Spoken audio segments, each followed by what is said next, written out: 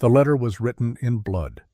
Elara Morrison discovered it on a Tuesday morning, 3 months and 4 days after they buried her husband in the frozen ground behind Silver Creek Methodist Church. She had been going through Daniel's belongings one final time, preparing to sell what little remained of value, when her fingers brushed against something stiff inside the lining of his mining boot. The leather was cracked and stained with ore dust. She had to tear the inner sole to reach what lay beneath. When the paper finally came free, her hands began to shake. The ink was dark red, almost brown in places where it had dried and cracked. She knew without testing that it was not ink at all. Daniel had written this letter with his own blood, perhaps in the moments before the mine ceiling came down, perhaps knowing he would never walk out of that shaft alive. Her eyes moved across the hastily scrawled words. His handwriting, usually so careful and precise, was barely legible. Elara, if you find this, I'm gone. The man on Widow's Peak knows what really happened. Find him before she finds you. Burn this letter. D. The paper trembled between her fingers. Outside her cabin window, snow began to fall across the Colorado mountains, small flakes that would soon become a storm. She pressed one hand against her swollen belly, feeling the child inside her shift and kick. 8 months now. The baby would come soon with or without a father to welcome it into the world. She read the letter again, then again. Each time the same questions clawed at her mind. What really happened? Who was she? And who was the man on Widow's Peak?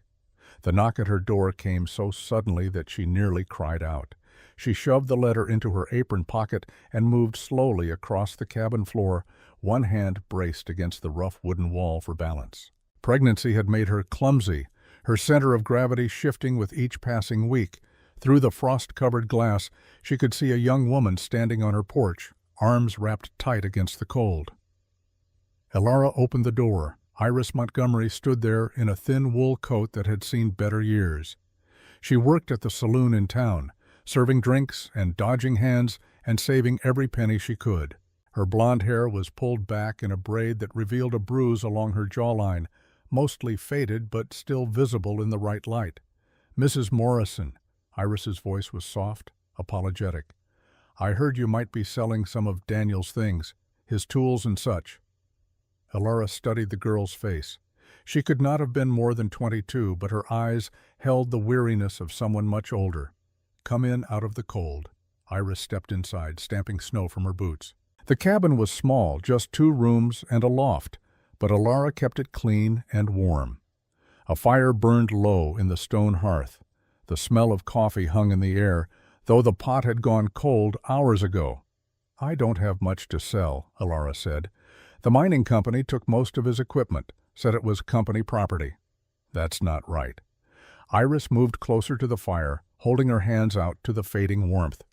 He paid for those tools himself. The mining company doesn't care what's right.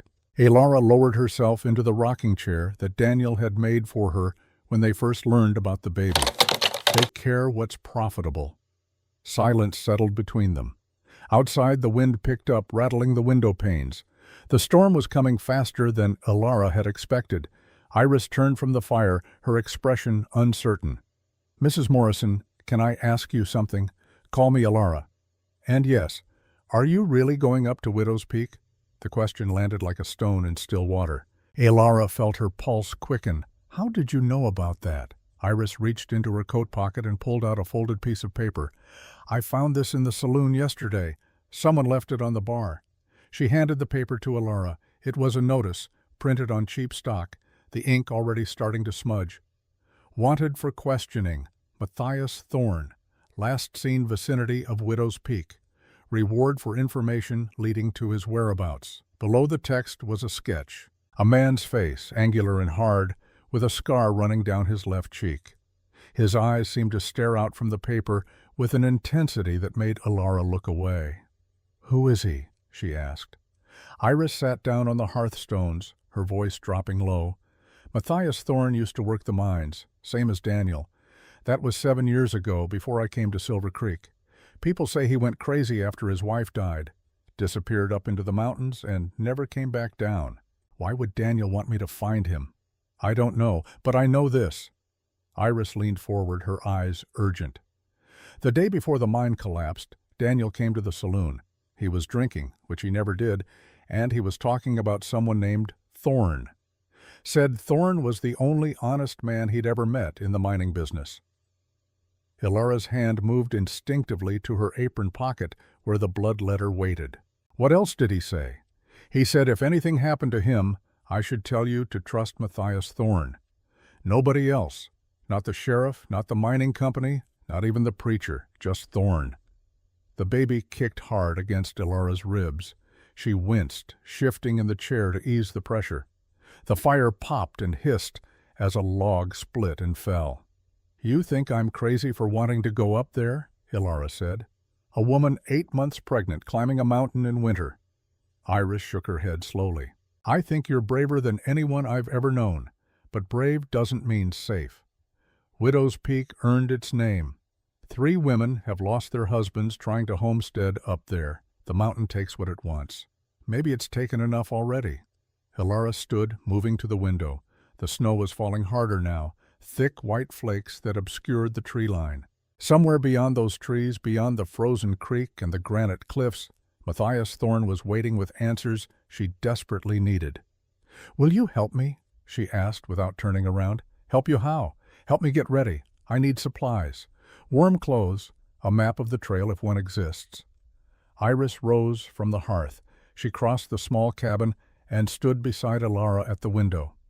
When I was 15, my father sold me to a man in Denver for $50 and a horse. I ran away 3 times. The 3rd time, I made it as far as Silver Creek before I collapsed in the street. Daniel found me.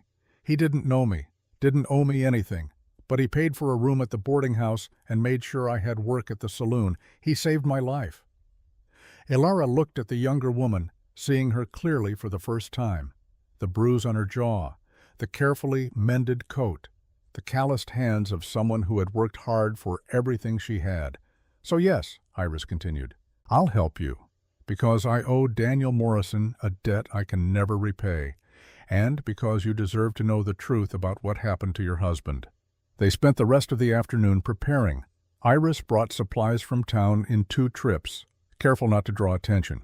Warm stockings, a heavy wool cloak, dried meat and hardtack, a tin canteen, a small knife that Iris insisted Ilara carry at all times.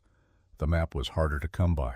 The old survey charts showed the trail to Widow's Peak, but they were years out of date. Iris finally found a hand-drawn version from a trapper who occasionally came through Silver Creek. He marked the dangerous sections with X marks and wrote warnings in the margins. Avalanche zone, ice falls, bear den. You don't have to do this, Iris said as evening approached. The storm had intensified. Snow piled against the cabin walls. You could wait until spring. Ilara shook her head. She had read Daniel's letter a dozen times now, and each reading strengthened her resolve. Find him before she finds you. Whoever she was, Daniel had been afraid. And if he was afraid, then Ilara could not afford to wait. I leave at first light, she said. Iris nodded slowly. Then I'm coming with you. No. Ilara, you can't make that climb alone, not in your condition. I can't risk you too. If something happens to me, someone needs to take care of what comes after. Someone needs to tell my baby about Daniel. The 2 women looked at each other across the small cabin. The firelight cast their shadows long against the walls. Outside, the wind howled like something alive and hungry.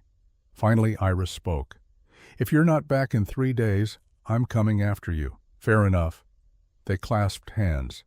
Then Iris left, disappearing into the swirling snow. Ilara watched from the window until the younger woman's figure vanished completely. She spent the night preparing. She packed the supplies into a leather satchel that had belonged to Daniel. She checked and rechecked the knife Iris had given her, making sure it was sharp and secure in its sheath.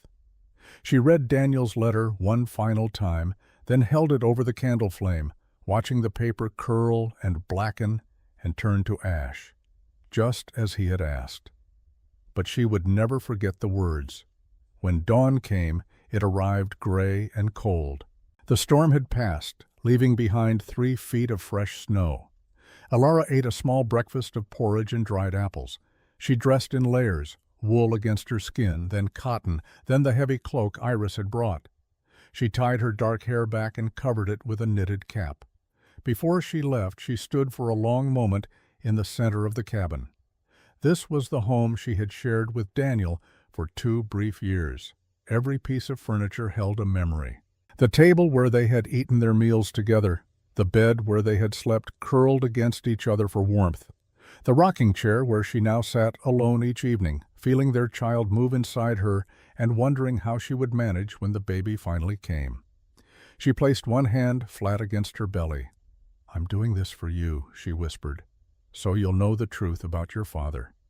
Then she picked up her satchel and walked out into the snow. The journey began easily enough.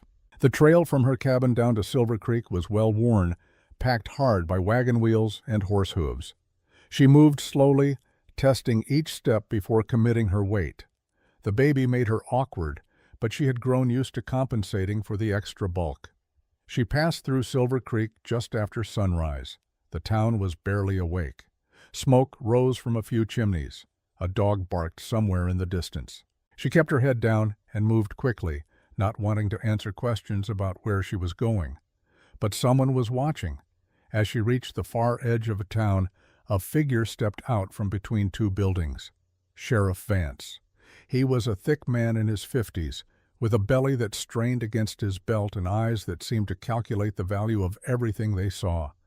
"Mrs. Morrison." His voice was false, friendly. "Out for an early walk? Just getting some air? Long way to come for air." He moved closer, blocking her path. "Especially in your condition. I'll be fine." He looked past her, toward the mountain trail that began just beyond the last house in town. "You wouldn't be thinking of doing anything foolish, would you? Like going up to Widow's Peak?" Elara met his gaze steadily. "Why would I do that? Can't imagine. But I've been hearing things. About you asking questions. About you being interested in Matthias Thorne." Her heart hammered against her ribs, but she kept her expression neutral. "I don't know anyone by that name." Vance smiled. It was not a pleasant smile. "That's good. Because Matthias Thorne is a dangerous man, wanted for questioning in connection with some very serious crimes. If you were to encounter him, you'd be legally obligated to report it to me." "What crimes?" The sheriff's smile widened. "That's official business, but I'll tell you this much. 7 years ago, his wife died under suspicious circumstances. He disappeared before anyone could ask him about it. Now, I'm not saying he killed her, but I'm not saying he didn't." Elara felt cold that had nothing to do with the weather. "Thank you for the warning, Sheriff. I'll be careful. You do that." Vance stepped aside, letting her pass. "And Mrs. Morrison, if you change your mind about that walk, you come see me. I'd hate for anything to happen to Silver Creek's most recent widow." She walked away without responding, feeling his eyes on her back until she rounded the bend and disappeared into the trees. The trail to Widow's Peak was barely visible under the new snow. Elara followed it by instinct and occasional glimpses of blazed trees where someone had carved markers into the bark years ago. The climb was steep. Within an hour, her legs ached, and her breath came in short gasps. She had to stop frequently to rest, leaning against trees and trying to calm her racing heart. The baby was restless. It shifted and kicked, as if protesting the journey.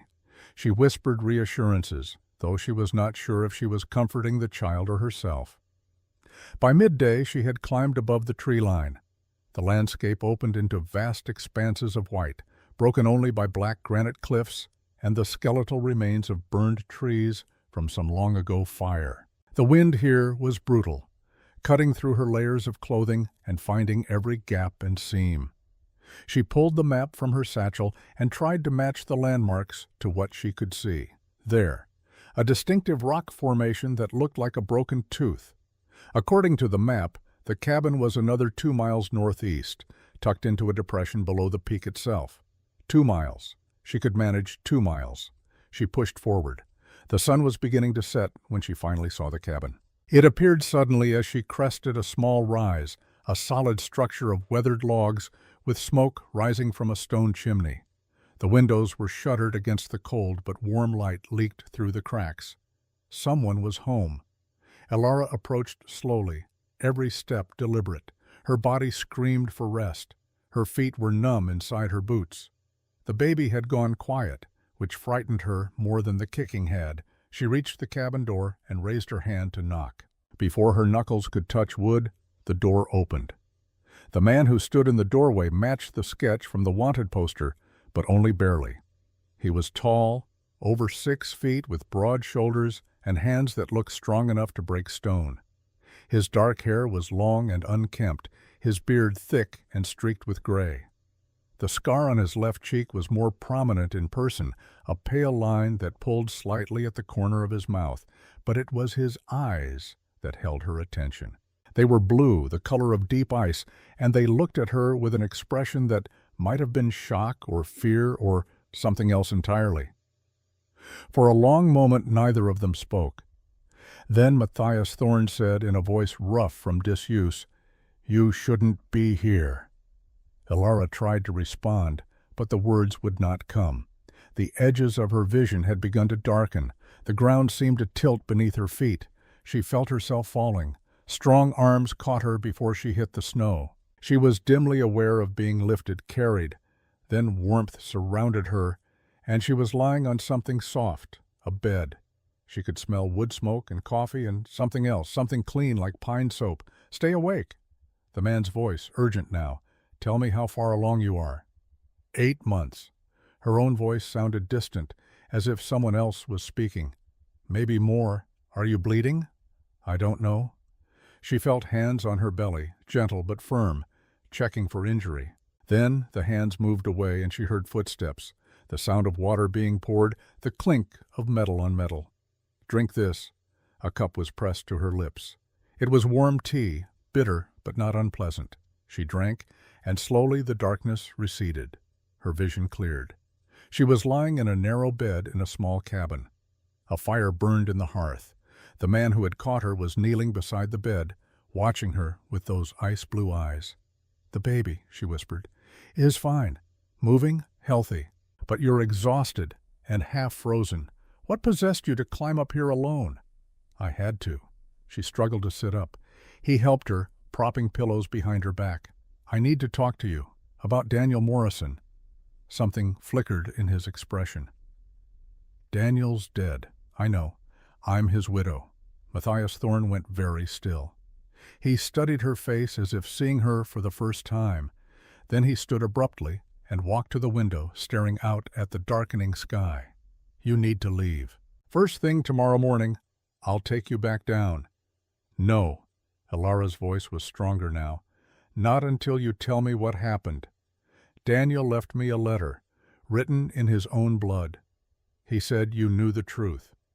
Matthias did not turn from the window. What Daniel knew got him killed. "If you're smart, you'll forget about it and go back to town. Raise your baby, live your life. Someone murdered my husband." Elara threw off the blankets and swung her legs over the side of the bed. The room spun slightly, but she forced herself to stand. 12 other men died with him. "And you're telling me to forget about it? I'm telling you to survive." He finally turned to face her. "The mining business is dangerous. Accidents happen. If you start digging into this, you'll end up like Daniel, or worse. Then tell me who to be afraid of." "Everyone." "That's not good enough." They stood facing each other across the small cabin. Outside, night had fallen completely. The only light came from the fire and a single oil lamp hanging from a ceiling beam. Finally, Matthias spoke again, his voice low and bitter. "You want the truth? Fine. The mine collapse wasn't an accident. Someone cut the support beams in shaft 7, on purpose. Daniel figured it out 2 days before the ceiling came down. He came to me because he thought I could help. I couldn't. Who cut the beams? I don't know for certain, but I have suspicions. Tell me." Matthias moved to a rough wooden table and poured himself a cup of coffee from a battered pot. "There's a woman named Margaret Hartley, rich, powerful, owns the railroad company and half the businesses in Silver Creek. She's been buying up mining claims for years, always for pennies on the dollar, always after there's been an accident or a death. You think she's killing miners to get their land? I think she's willing to do whatever it takes to get what she wants. And what she wants is the silver under this mountain. Elara felt the weight of his words settle over her like a heavy blanket. How much silver? Enough to make her the richest woman in Colorado, maybe the richest woman west of the Mississippi. But the claims are spread out among dozens of small operators, men like Daniel who own just enough to survive but not enough to develop the deposits properly. So she kills them and buys the land from their widows. Matthias nodded slowly. That's my theory, but I can't prove it. And even if I could, who would believe me? I'm a wanted man living alone on a mountain. She's a respected businesswoman with judges and politicians in her pocket. The sheriff works for her. Of course he does. Vance has been on her payroll for years. Elara sank back onto the bed, her mind racing. If what Matthias said was true, then she was in more danger than she had realized. Daniel's mining shares, small as they were, would make her a target. And if Margaret Hartley discovered that Elara was asking questions, looking for answers, then the baby growing inside her might never have a chance to be born. There's more, Matthias said quietly. Something you need to know about your husband. What? The letter he wrote, the one in blood. That wasn't the only letter he wrote before he died. Matthias crossed to a wooden chest in the corner of the cabin. He opened it and pulled out a folded piece of paper, yellowed with age. He brought it to Elara and placed it in her hands. This arrived 2 weeks after the mine collapsed, delivered by a boy who wouldn't say who sent it. Elara unfolded the paper. It was covered in Daniel's careful handwriting, written in regular ink this time, not blood. Matthias, the letter began. If you're reading this, I'm dead. I need you to do something for me. Protect Elara. She's carrying our child and she has no one else. I know I have no right to ask this of you. I know what you think of me after what happened with Anna, but I'm asking anyway. Please, keep her safe. Daniel. The words blurred as tears filled Elara's eyes. What happened with Anna? Matthias took the letter back, refolded it carefully. Anna was my wife. She died 7 years ago, in childbirth. The baby died too. I'm sorry. Daniel was there that day. He was working a double shift at the mine with me. When word came that Anna had gone into labor, I wanted to leave immediately. Daniel convinced me to stay. Said the foreman would fire us both if we walked off the job. Said Anna would be fine, that women had babies every day. Elara felt something cold settle in her chest. She wasn't fine. No. By the time I got home, she'd been bleeding for hours. The baby was breech. There was no doctor, no midwife, just Anna, alone and dying.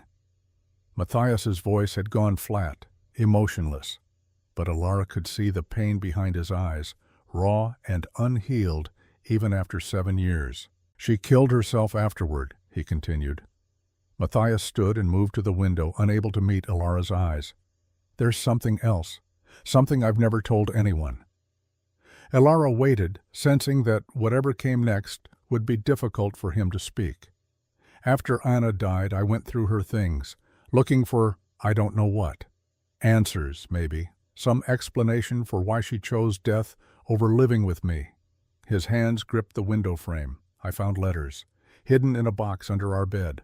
What kind of letters? Love letters, from a man named Joseph Crane. He was Margaret Hartley's foreman on the railroad crew. The letters went back 6 months. He promised Anna he would take her away from here, give her a better life. Said she deserved more than a cabin on a mountain and a husband who spent more time underground than with his family. Elara's heart ached for him. Did you confront him? He was gone. Left town the day after Anna's funeral. No one knew where. Or if they knew, they wouldn't tell me. Matthias finally turned from the window. I think Margaret arranged it, the whole thing. She sent Crane to seduce Anna, knowing it would destroy me. And when Anna died, she made sure Crane disappeared so I could never get answers. That's monstrous. That's Margaret Hartley. She doesn't just take what she wants. She makes sure you suffer in the process. He returned to his chair, suddenly looking exhausted. So you see, I didn't just fail Anna by not being there when she died. I failed her long before that. Failed to see that she was unhappy. Failed to give her a reason to stay. Anna made her own choices, Ilara said firmly. Whatever was happening between her and that man, she chose it, just like she chose to take the laudanum. You can't carry responsibility for other people's decisions, can't I? Matthias's smile was bitter. Seems like I've been doing that for 7 years now. Ilara stood and moved to him, placing her hands on his shoulders. Then, maybe it's time to put that burden down. Forgive yourself. Forgive Anna. And let the dead rest. He looked up at her, and she saw in his eyes a longing for absolution that broke her heart. I don't know how. Then we'll learn together. Because I have ghosts too. And if we're going to build something new, we can't keep living in haunted houses. Matthias reached up and covered her hand with his. Thank you. For what? For not being afraid of broken things. They stood together in the quiet cabin, two damaged people trying to find their way toward healing. Outside, the wind whistled through the pines. Inside, the fire crackled and popped.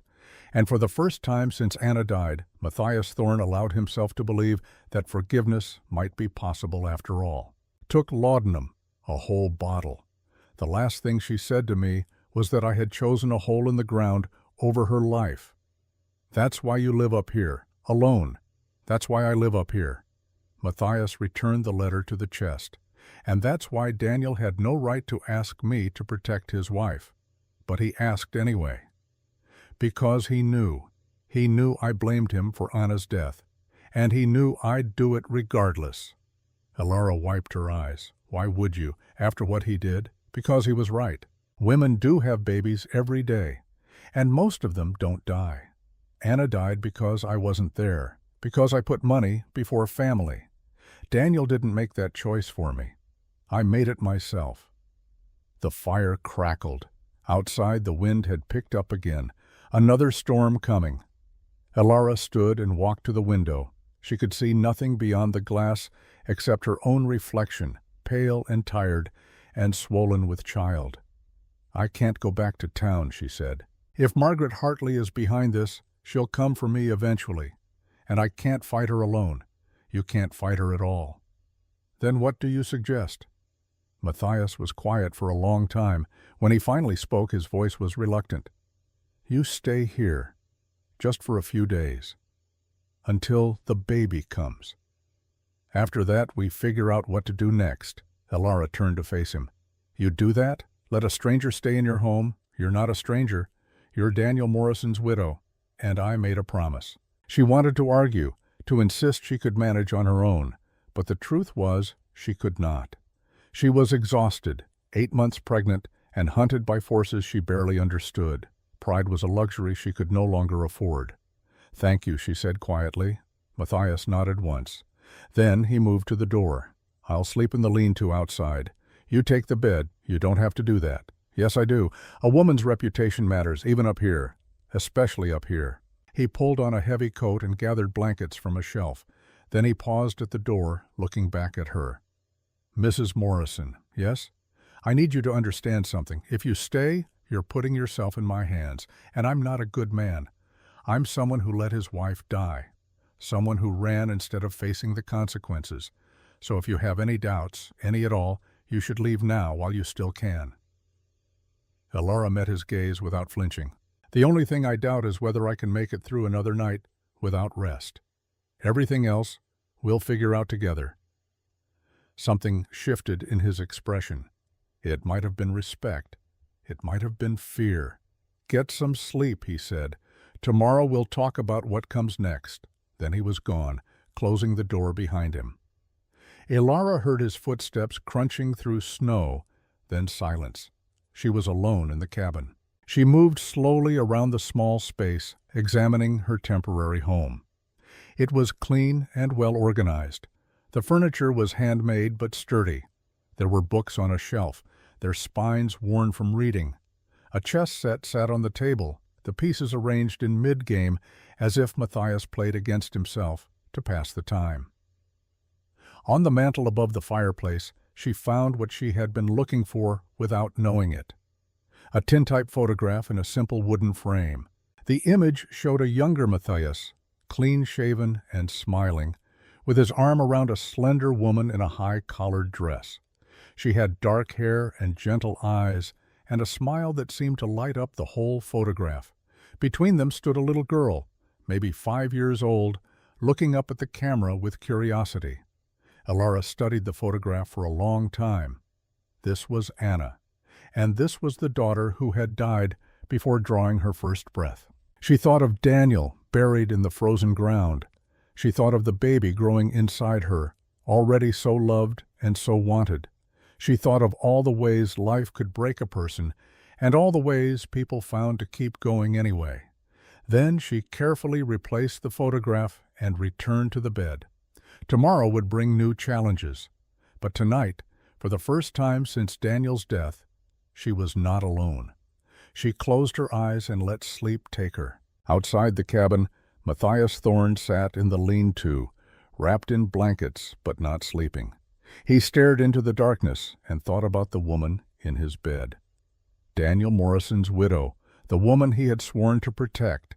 He had not told her everything. There were truths too dangerous to speak aloud, secrets that could get them both killed. But she would learn them soon enough. The mountain kept few secrets from those who lived upon it. And the woman who waited in the valley below, the woman with silver hair and cold eyes and blood on her hands, would not wait much longer. The game had begun again, and this time Matthias Thorne would not run. Morning arrived with harsh sunlight reflecting off snow that had fallen during the night. Elara woke to the smell of coffee and frying bacon, rich scents that made her stomach clench with sudden hunger. She sat up slowly, one hand pressed to her lower back where a dull ache had settled during the night. The cabin was warmer than it had been. Someone had stoked the fire while she slept. Through the window she could see Matthias outside, splitting wood with methodical strikes of an axe. Each swing was precise, economical. The logs split cleanly and fell into neat piles. She rose and went to the basin by the door, splashing cold water on her face. Her reflection in the small mirror showed dark circles under her eyes and a hair that had come loose from its braid during sleep. She looked like what she was. A woman on the edge of exhaustion, carrying more weight than any person should have to bear alone. The door opened. Matthias entered, carrying an armload of wood. He glanced at her briefly, then moved to stack the logs beside the fireplace. "How do you feel?" His voice was gruff, but not unkind. Tired. Hungry. She hesitated. Grateful. He nodded once and turned to the stove, where a cast-iron skillet held strips of bacon. "There's coffee in the pot, cups on the shelf." Elara poured herself a cup and sat at the rough table. The coffee was strong and bitter, exactly what she needed. She wrapped both hands around the warm tin cup and watched Matthias work. He moved with the efficiency of someone who had lived alone for years, every action purposeful and complete. He plated the bacon, cracked eggs into the hot grease, sliced bread from a dark loaf that looked homemade. Within minutes, he placed a full breakfast in front of her. "Thank you. Eat. You need your strength." They ate in silence. Elara was hungrier than she had realized. The food was simple but good, and she cleaned her plate quickly. Matthias ate standing by the window, looking out at the mountains as if watching for something. When they finished, he collected the plates and set them in the basin. Then he turned to face her, arms crossed over his chest. "We need to talk about what happens next. I'm listening. You can't stay here forever. Eventually, someone from town will come looking. The sheriff, probably. Maybe Margaret Hartley herself. Let them come." Matthias shook his head. "You don't understand what you're dealing with. Margaret doesn't make idle threats. If she wants you gone, you'll be gone. One way or another, then help me fight her. I told you last night I can't prove anything. All I have are suspicions and circumstantial evidence." Elara stood, moving to face him directly. "Daniel believed in you. He trusted you enough to send me here. That has to count for something." Daniel was desperate. He would have trusted anyone who seemed like they might help. That's not true, and you know it. She placed her hand on the table between them. "You said yourself that he knew you blamed him for Anna's death. He wouldn't have sent me to you unless he truly believed you were the only one who could keep me safe." Matthias looked away, jaw tight. "What exactly do you want from me? The truth. All of it. Not just suspicions. I want to know everything you know about Margaret Hartley and what happened to Daniel." He was quiet for a long moment. Then he moved to the wooden chest in the corner and pulled out a leather-bound journal. He brought it to the table and opened it to a page marked with a strip of cloth. "I've been keeping records. Every suspicious accident, every convenient death, every land transfer that happened in the weeks after. It goes back 10 years. Elara leaned over the journal. The pages were filled with Matthias's careful handwriting. Names, dates, details of mining accidents. Below each entry, he had noted who inherited the claims and who ultimately purchased them. Every single one led back to Margaret Hartley. "How many?" Elara asked quietly. 47 deaths, 23 separate incidents, all within a 50-mile radius of Silver Creek. Dear God. And those are just the ones I could document. There are probably more." Elara sank into a chair, the weight of the information crushing. 47 people, 47 families destroyed, and no one had stopped it. Why hasn't anyone noticed the pattern? Matthias closed the journal. Because it happened slowly. One accident here, another there, months or years between them.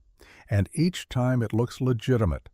A tunnel collapse, a gas explosion, a flash flood in a played-out claim. Mining is dangerous work. People die. That's just the nature of it. But you noticed. I had reason to pay attention. After Anna died, I started asking questions, looking into Margaret's business dealings. That's when I found the pattern, and that's why you're wanted for questioning. That's why I disappeared."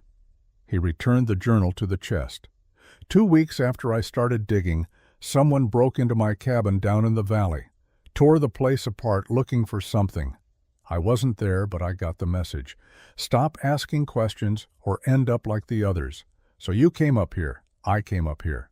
And I've been watching ever since, recording everything, hoping that someday I'd have enough evidence to take to someone who could actually do something about it.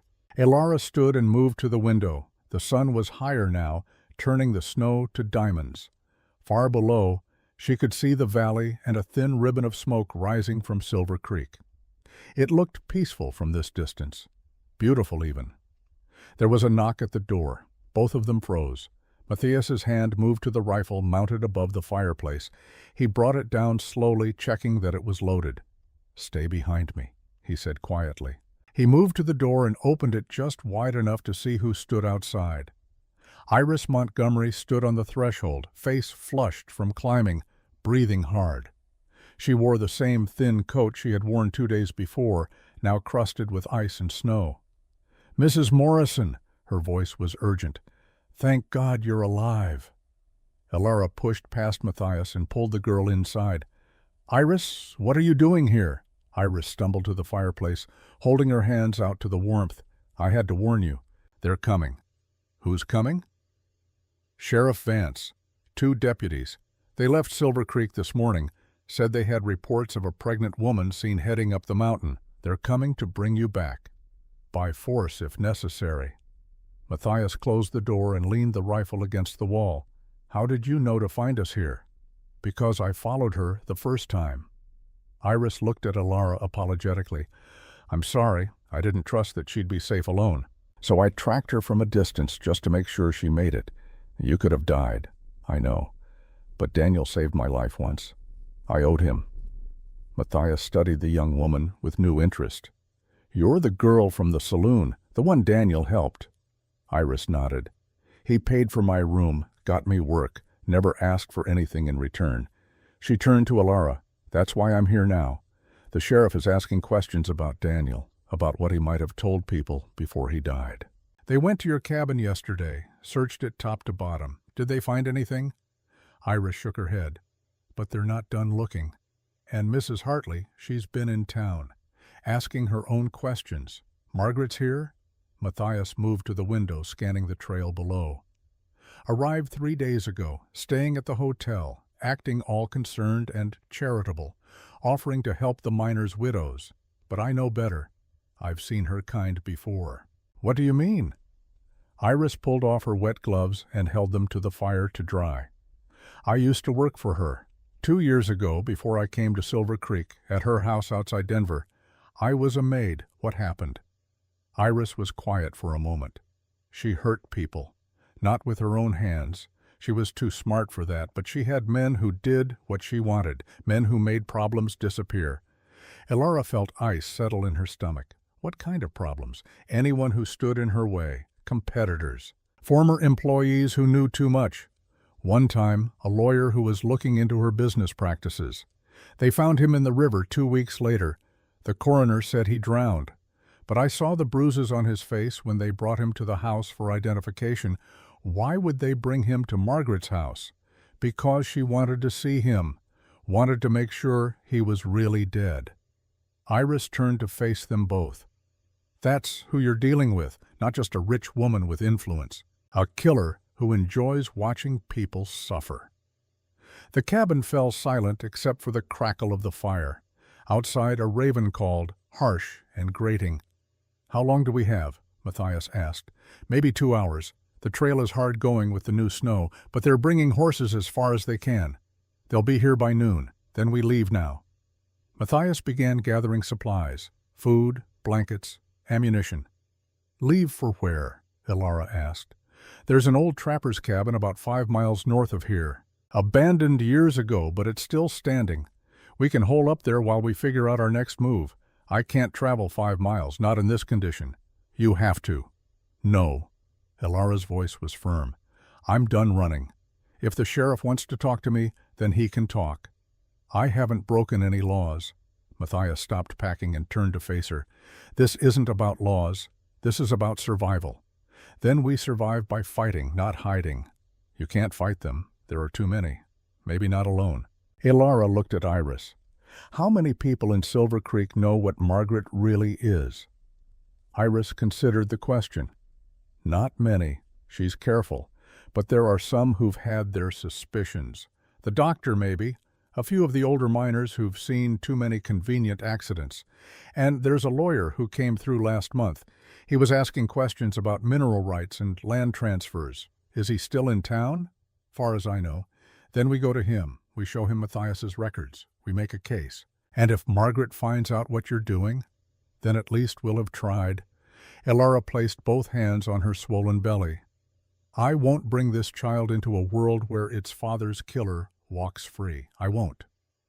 Matthias and Iris exchanged a long look. Some understanding passed between them that Elara could not quite read. Finally, Matthias spoke. If we do this, we do it smart. No confrontations. No heroics. We gather the evidence, present it to the lawyer, and let the law handle it. The law is bought and paid for by Margaret Hartley. Not all of it, not everywhere. If we can get this to the territorial courts in Denver, we might have a chance. Elara nodded slowly. Then that's what we do. First, we need to deal with the sheriff. Matthias resumed packing, faster now. When he gets here, I'll talk to him. Tell him you came looking for shelter, and I'm taking you back down today. That should satisfy him. And if it doesn't, then we run. The next hour passed in tense preparation. Matthias hid his journal and other sensitive materials in a cache beneath the floorboards. Iris helped Elara repack her belongings into a smaller bundle that would be easier to carry quickly if needed. They worked mostly in silence, each focused on their tasks. When the knock finally came, it was harder and more aggressive than Iris's had been. The sound of authority backed by force. Matthias gestured for the women to stay back. Then he opened the door.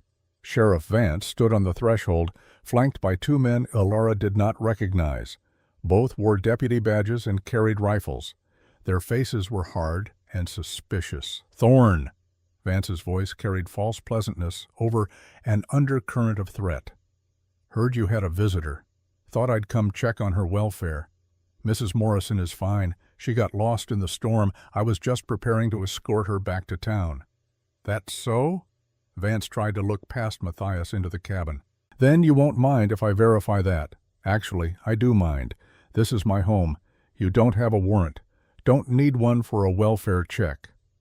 Vance pushed forward, forcing Matthias to either step aside or physically resist. Matthias stepped aside. The sheriff entered, his deputies following. Their eyes swept the cabin, taking in every detail. Elara stood by the fireplace, Iris beside her. "Mrs. Morrison." Vance removed his hat. "Whole town's been worried about you. Taking off like that, in your condition. Not safe." "I'm perfectly safe, Sheriff. Mr. Thorne has been very kind, I'm sure he has." Vance moved closer. "But you should know there has been some concern about your husband's estate. Legal matters that need your attention. Mrs. Hartley sent me personally to make sure you were all right and to escort you back to discuss these matters." "What legal matters?" "Your husband's mining shares. Seems there were some debts nobody knew about. Banks looking to settle accounts." Elara felt Matthias tense beside her. "That's not possible. Daniel had no debts. Bank says different." Vance pulled a folded paper from his coat. "Got the records right here. Looks like he borrowed against his shares about 6 months ago. Never paid it back." Elara took the paper with shaking hands. The document looked official, complete with signatures and bank seals. But the signature that was supposed to be Daniel's looked wrong. The letters were too uniform, too careful. Daniel always signed his name with a flourish at the end. This signature had none. "This is a forgery." "That's a serious accusation, Mrs. Morrison. It's also the truth." She held up the paper. "This isn't my husband's signature. Bank seems to think it is. And they're prepared to foreclose unless the debt is settled." Vance took the paper back. Now Mrs. Hartley, being the generous woman she is, has offered to help. She's willing to pay off the debt in exchange for the shares.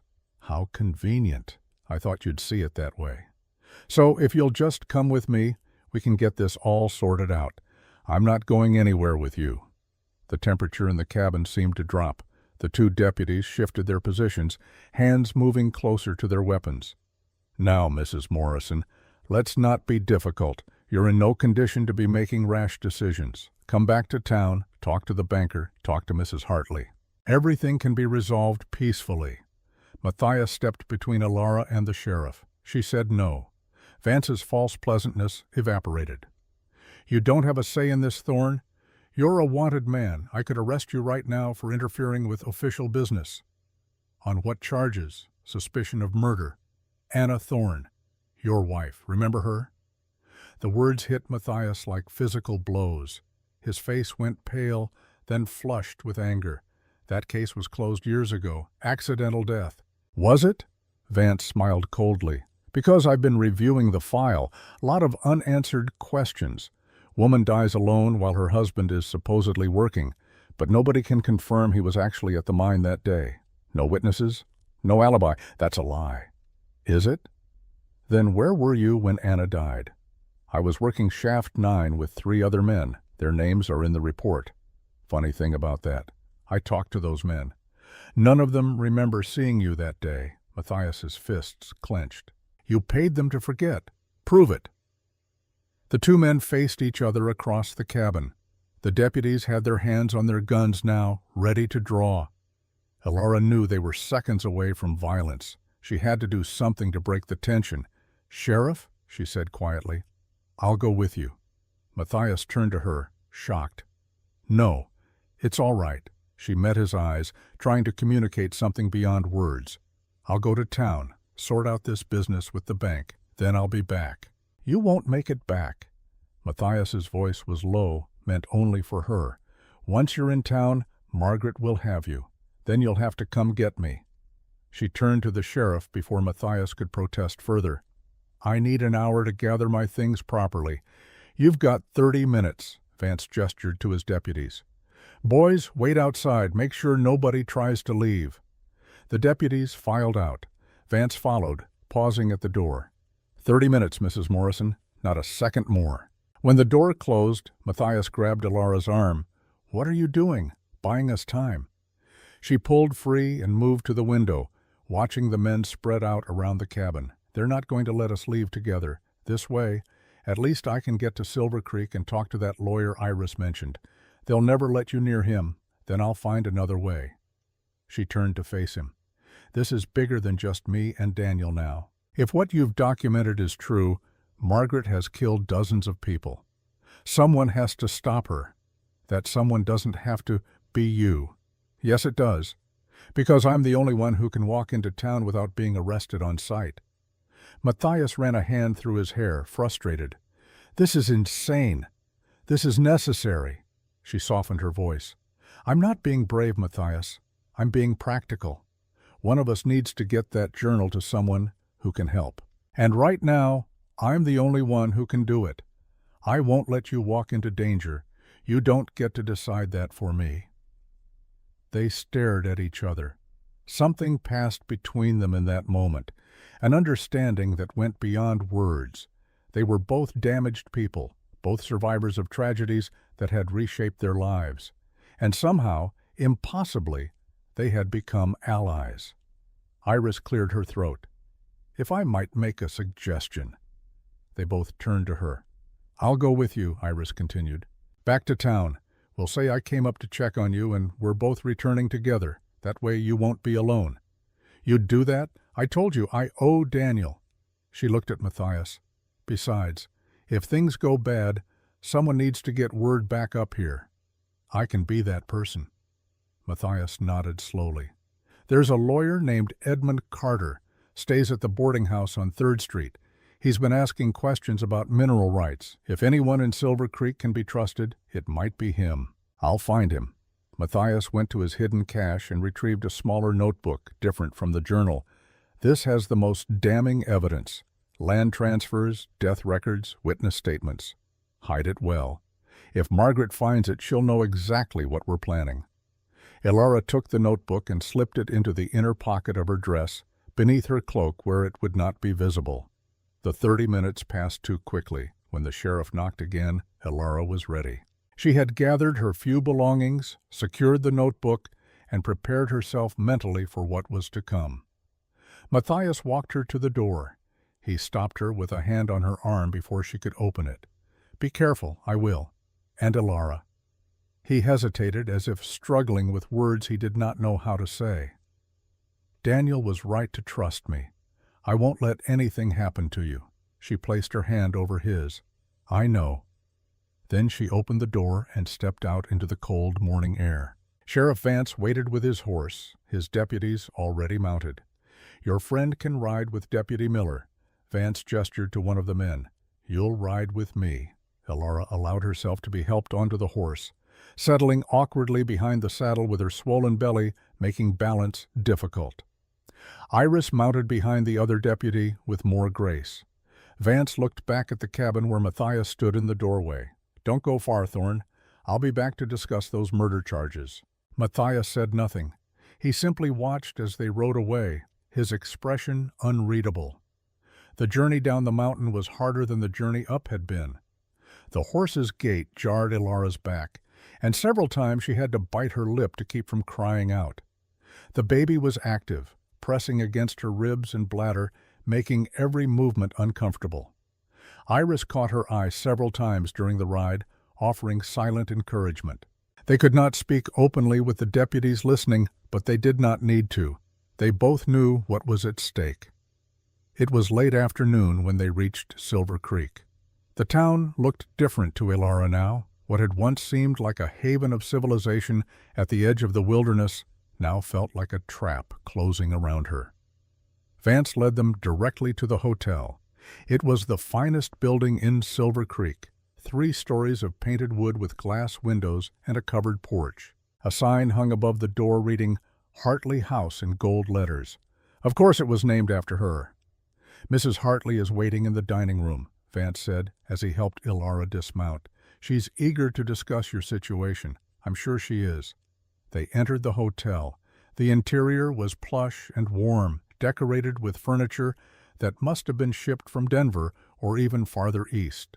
Oil paintings hung on the walls. A chandelier sparkled overhead. At a corner table in the dining room sat Margaret Hartley. She was smaller than Elara had expected. Elegant, certainly, with silver hair pulled back in a perfect chignon and a dress of deep blue velvet that probably cost more than Elara's entire cabin. But there was something about her eyes, something cold, and calculating that made Alara's skin crawl. "Mrs. Morrison." Margaret stood and offered her hand. "I'm so relieved you're safe. When I heard you had gone up the mountain alone, I was terribly worried." Alara did not take the offered hand. "Let's dispense with the pleasantries, Mrs. Hartley. I know why I'm here." Margaret's smile did not waver, but something flickered in her eyes.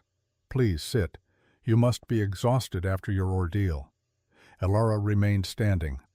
"I'm told there are questions about my husband's mining shares." "Yes, unfortunate business. Your husband took out a loan against his shares 6 months before his death. The bank is now calling in that debt. My husband had no debts. The bank records say otherwise." Margaret gestured to a leather folder on the table.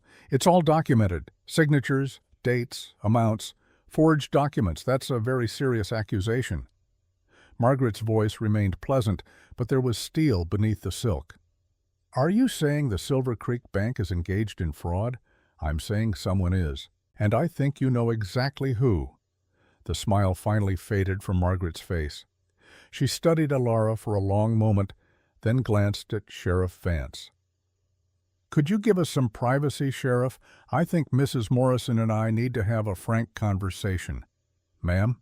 Vance tipped his hat and left, taking the deputies with him. Iris hesitated at the door. "You two, dear." Margaret's voice was cold. "This is between me and Mrs. Morrison." When they were alone, Margaret sat back in her chair and folded her hands.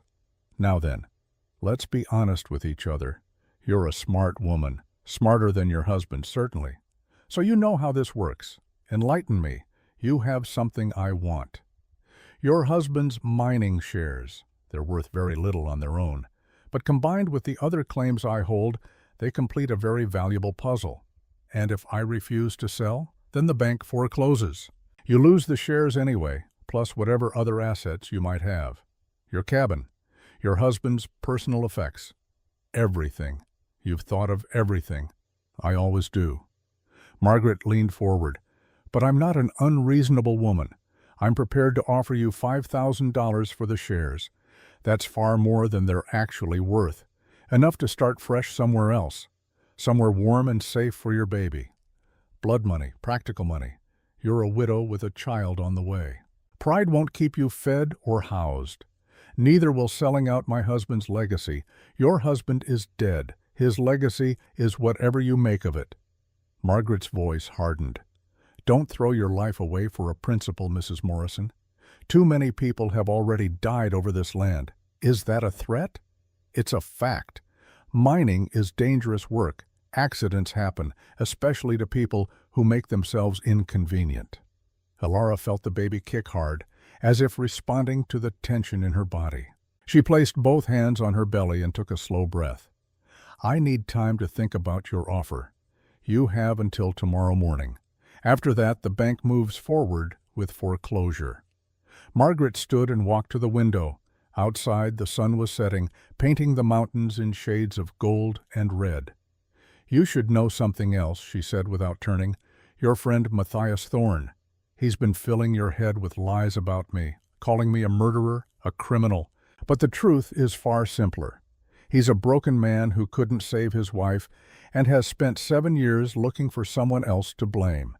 He has evidence. He has paranoid fantasies." Margaret finally turned to face her. His wife died in childbirth. A tragedy, certainly, but hardly uncommon. And instead of accepting it, he convinced himself there was a conspiracy, that someone was responsible, that someone had to pay. "You're saying he's lying?" "I'm saying he's delusional. And dangerous. The sheriff will be arresting him shortly for Anna's murder. New evidence has come to light." "What evidence?" "A witness who saw him at the cabin the day she died. Heard them arguing. Heard her scream. Alara felt ice in her veins. You manufactured a witness. I did no such thing. But if someone has finally come forward with the truth after 7 years, well, justice must be served." The trap was springing shut. Margaret was moving all her pieces into position. The forged bank documents, the fake witness against Matthias, the pressure on Alara to sell. And somewhere in Silver Creek, perhaps already in custody, Matthias Thorne was walking into the jaws of that trap. "I'd like to return to my cabin now," Ilara said quietly. "Of course." Margaret moved to the door and called for the sheriff. "Sheriff Vance will provide an escort for your protection." When Ilara emerged from the hotel with Iris following close behind, they found the street was not empty. A crowd had gathered. Townspeople, miners, shopkeepers, all watching. And in the center of the crowd, being led in handcuffs by two deputies, was Matthias Thorne. Their eyes met across the distance. She saw in his face not fear, but resignation. He had known this would happen, had known from the moment she left his cabin that Margaret would move against him. The crowd parted as the deputies led him toward the sheriff's office. Someone spat at him as he passed. Someone else called him a murderer. Ilara pushed through the crowd, Iris trying to hold her back. She had to reach him, had to tell him that she would not let this happen. But before she could get close, a strong hand gripped her shoulder. "Sheriff Vance, best let justice take its course, Mrs. Morrison. This isn't justice. That's for a judge to decide. For now, you need to get home and rest. Think about Mrs. Hartley's offer. Make the smart choice." He released her and gestured to a deputy. "Take Mrs. Morrison back to her cabin. Make sure she gets there safely." As the deputy led her away, Ilara looked back one last time. Matthias was being pushed into the sheriff's office. The door closed behind him with a finality that felt like a coffin lid slamming shut. Margaret Hartley stood on the hotel porch watching everything with calm satisfaction. She had won, or so she thought. But as Ilara climbed into the wagon that would take her back to her cold and empty cabin, she felt something shift inside her.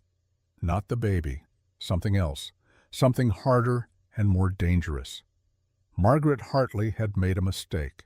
She had assumed that Ilara was like the other widows, broken, defeated, ready to take whatever scraps were offered and disappear quietly. She had assumed wrong. Ilara pressed her hand against the hidden notebook tucked beneath her dress. The evidence Matthias had spent 7 years gathering.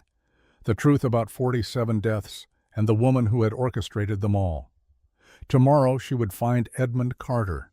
Tomorrow she would set in motion the events that would either save Matthias Thorne and bring Margaret Hartley to justice, or destroy them all. But tonight she would mourn.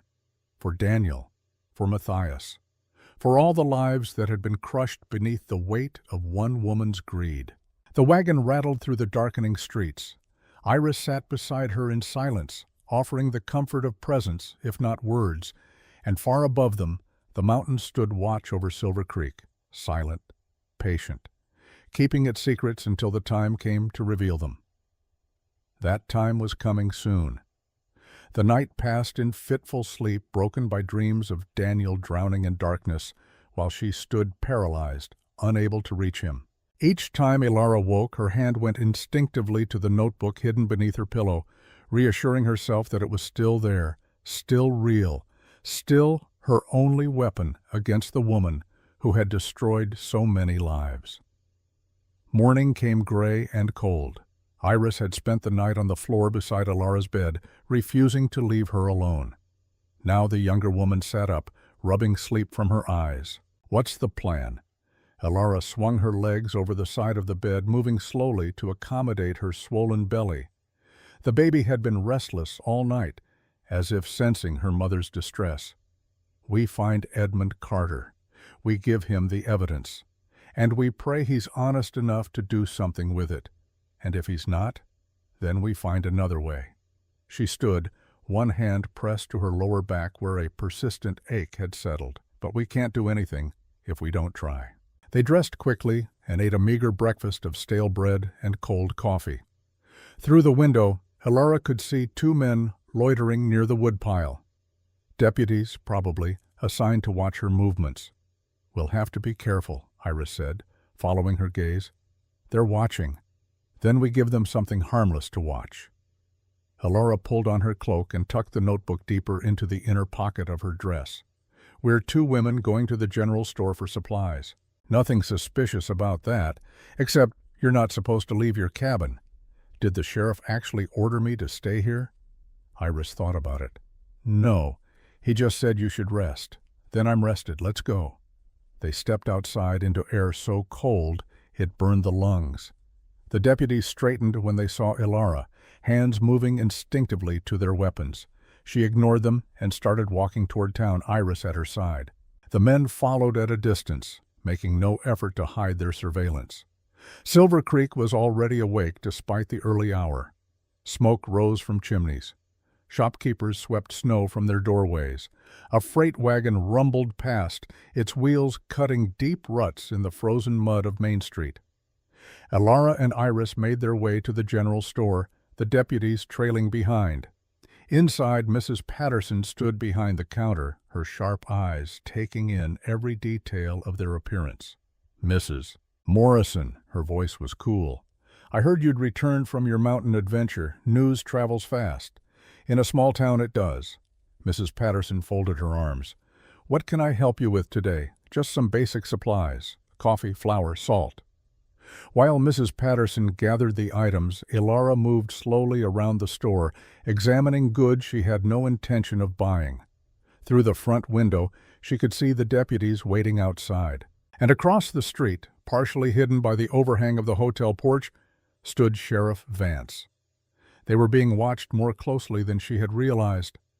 Iris came to stand beside her, pretending to examine a display of buttons and thread. "The boarding house is 3 blocks east," she whispered. "3rd Street, like Matthias said. But with those men watching, we'll never make it there without them following. Then we need a distraction." What kind of distraction? Ilara thought quickly. In a town this size, what would draw attention away from 2 women walking down the street? What would make deputies abandon their post to investigate? "Fire?" she said quietly. Iris's eyes widened. "You can't be serious. Not a real fire, just smoke, enough to cause alarm." She glanced around the store. "Mrs. Patterson keeps her stockroom in the back. I saw it when I came in. Lots of dry goods, wooden crates, oil lamps. Ilara, that's arson, only if something actually burns. We just need enough smoke to get people running." "And how exactly do you plan to create smoke without fire?" Ilara smiled slightly. "You'd be surprised what you can do with damp hay and a hot stove." 20 minutes later, they left the general store with their purchases. The deputies fell in behind them as expected. Ilara and Iris walked slowly, stopping occasionally to adjust their packages, apparently in no hurry. When they reached the corner of 2nd Street, Ilara stumbled slightly, as if her balance had failed. Iris caught her arm. "Are you all right?" Ilara pressed a hand to her belly. "The baby. Something feels wrong." The deputies moved closer, uncertain. One of them called out, "Mrs. Morrison, do you need assistance? I just need to sit down for a moment." Ilara gestured to a bench outside the bank. "Please." They helped her to the bench. She sat heavily, breathing in short gasps that were only partially feigned. The baby was indeed moving more than usual, pressing against her ribs in a way that made it hard to breathe deeply. "Should we fetch the doctor?" one deputy asked. No, I just need a moment. The cold air, the walking. It's too much." While the deputies fussed over her, Iris slipped away. She moved quickly, but not so quickly as to draw attention, heading not toward the boarding house but back toward the general store. 5 minutes passed, then 10. The deputies were growing restless, glancing at each other, clearly uncertain what to do with a pregnant woman who might or might not be in medical distress. Then someone shouted, "Smoke! There's smoke coming from the general store!" The deputies spun around. Sure enough, thick gray smoke was billowing from the rear of the store. Within seconds, people were running toward it, some carrying buckets, others just wanting to see what was happening. The deputies looked at each other, then at Ilara. "Go," she said. "I'll be fine. Just sitting here." They hesitated only a moment before running toward the commotion. Everyone in Silver Creek knew that a fire in a wooden building could spread quickly, consuming the entire town if not stopped immediately. As soon as they were out of sight, Ilara stood and walked as quickly as her condition allowed toward 3rd Street. Behind her, she could hear shouting and the clang of the fire bell. "Mrs." Patterson's voice rose above the chaos. shrieking about her merchandise. The boarding house was a narrow two-story building squeezed between a feed store and a saddle-maker's shop. A hand-painted sign above the door read, "Rooms by the week." Elara pushed through the door into a dim hallway that smelled of boiled cabbage and old wood. A woman appeared from a side room, wiping her hands on an apron. "Can I help you? I'm looking for Edmund Carter. Is he here?" The woman's eyes narrowed. "Who's asking? My name is Elara Morrison. It's urgent. Mr. Carter is in room 7, top of the stairs, second door on the left. But he's a busy man. You can't just barge in. It's about a legal matter. I'm sure he'll see me." Elara climbed the stairs, each step an effort. Her back ached. The baby pressed down heavily. By the time she reached the second floor, she was breathing hard and spots danced at the edges of her vision. She found room 7 and knocked. A moment passed. Then the door opened to reveal a man in his 40s, spectacles perched on his nose, shirt sleeves rolled up to reveal ink-stained forearms. Papers covered every surface of the small room behind him. "Yes?" His voice was clipped, impatient. "Mr. Carter, my name is Elara Morrison. I need to speak with you about Margaret Hartley." His expression changed instantly. He grabbed her arm and pulled her into the room, closing the door quickly behind her. "Keep your voice down. These walls are thin." He gestured to a chair. "Sit before you fall down." Elara sank into the chair gratefully. "You know about Margaret Hartley?" "I know enough." Carter returned to his desk, shuffling papers into some semblance of order. "I've been investigating mineral claims in this region for the territorial government. There are irregularities. Too many deaths, too many convenient transfers of property. But I can't prove anything. What if I could give you proof?" He looked at her sharply. "What kind of proof?" Elara pulled the notebook from her dress and placed it on the desk between them. "Everything. Names, dates, witnesses. 7 years of documentation compiled by a man who's been watching Margaret Hartley destroy this town one death at a time." Carter picked up the notebook with reverent care, as if it might dissolve in his hands. He opened it and began to read, his eyes moving quickly across the pages. As he read, his expression shifted from skepticism to shock to grim determination. "Where did you get this?" "From Matthias Thorne. The hermit on Widow's Peak?" Carter looked up from the notebook. "The man Sheriff Vance arrested yesterday for murdering his wife?" "He didn't murder anyone." "That's Margaret Hartley's work too. She's framing him to keep him quiet." Carter set down the notebook and removed his spectacles, cleaning them on his shirt while he thought. "If even half of what's in here is true, we're talking about the largest criminal conspiracy in Colorado history. 47 murders spanning a decade. It's all true. My husband died in the mine collapse 3 months ago. He knew the support beams had been sabotaged. He was trying to stop it when the ceiling came down. I'm sorry for your loss." Carter replaced his spectacles. "But you need to understand what you're asking me to do. Margaret Hartley is one of the most powerful women in this territory. She has connections in Denver, probably all the way to Washington. Taking her on would require resources I don't have and political will that doesn't exist. So you won't help. I didn't say that." He stood and moved to the window, looking out at the street below. "But I need to be smart about this. If I go to the territorial prosecutor with just this notebook, Hartley's lawyers will bury me in motions and delays. I need corroborating evidence, witnesses willing to testify, physical proof that ties her directly to these crimes. The man she has in jail could provide that testimony, if you can get him out. Getting Matthias Thorne out of Sheriff Vance's custody would require a court order, which would require a judge. And the only judge within 100 miles is Judge Hartwell, who coincidentally sits on the board of Margaret Hartley's railroad company." Elara felt despair settling over her like a heavy blanket. "Then what can we do? We build a case so strong that even corrupt judges can't ignore it." Carter returned to his desk and began making notes. "I need you to get me physical evidence. The sabotaged support beams from the mine, if any are still accessible. Financial records showing payments from Margaret Hartley to Sheriff Vance and others. Anything concrete that a jury can see and touch." How am I supposed to get that? I don't know. But if you can, I promise you I'll take this to Denver myself, straight to the territorial prosecutor." He paused. "I knew your husband, by the way. Briefly. He came to see me 2 weeks before he died." "Daniel came to you?" "He had questions about mineral rights, about what would happen to his shares if something happened to him. I told him to write a will, make sure his affairs were in order. He said he would." Carter's expression was somber. "I think he knew he was in danger. I think he was trying to protect you." Elara felt tears burning behind her eyes, but refused to let them fall. "Did he say anything else?" "He said if anything happened to him, I should look out for his wife, that she was stronger than she looked and smarter than people gave her credit for." Carter smiled slightly. Seems he was right about that. Outside, the shouting had died down. The fire, or rather the smoke, had apparently been contained. Soon the deputies would realize their charge had disappeared. "I need to go," Elara said, standing, "before they come looking for me." "One more thing." Carter pulled a business card from his desk drawer and handed it to her. "This is my contact in Denver. If anything happens to me, if I disappear or turn up dead in the river, you send this notebook to him. His name is Thomas Bradford.